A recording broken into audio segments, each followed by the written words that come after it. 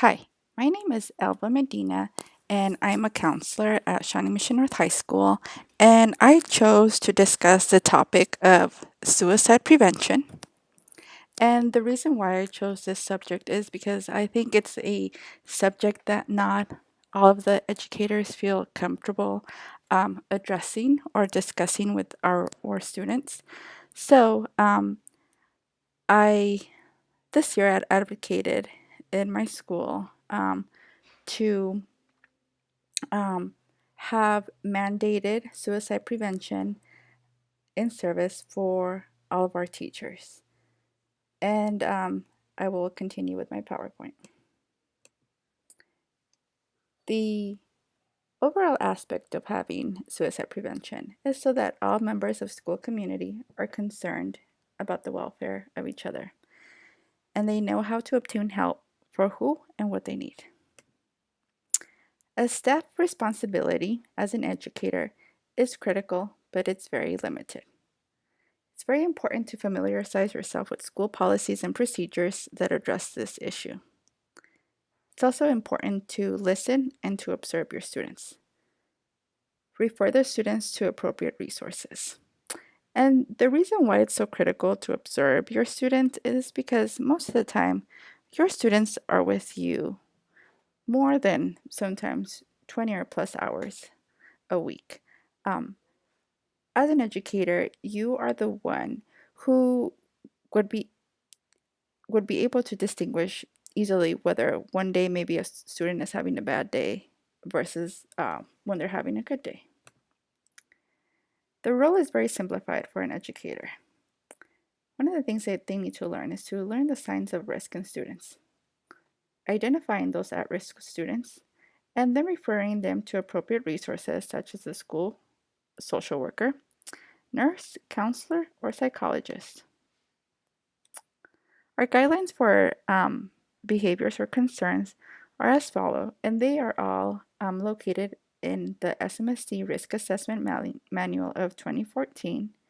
And listed, we have several behaviors of concern, but also, if necessary and you need a translator, we also urge our educators to please contact your closest ELL staff member and let parents become aware of the current emergency or concern.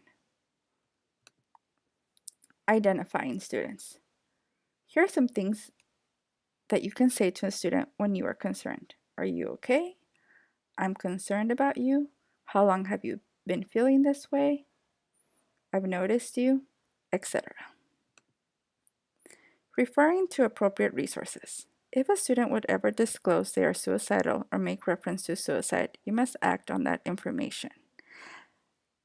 Many educators don't have any experience dealing with such situations that sometimes you might be in a moment of panic, or you might decide that the student might be perhaps playing around or that they're not completely serious.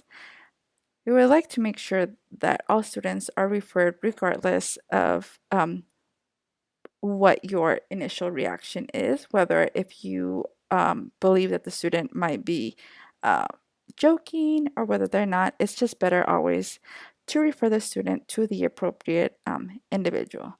It's always very important not to leave a child alone. If a child has made a suicidal threat, do not ever leave the child alone.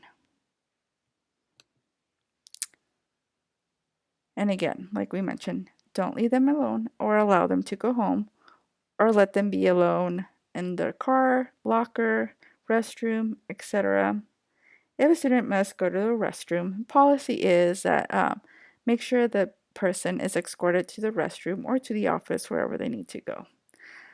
If you don't have a counselor, school psych, or a nurse in your building, you must always notify your building principal. Assessing students for risk of harm. For example, things that you might have say that you can say are you having or have you had thoughts of killing yourself? Are you thinking about suicide? Do you have a plan? It's important to listen non-judgmentally and repeat back to them what you are hearing them say. Do not make any assumptions.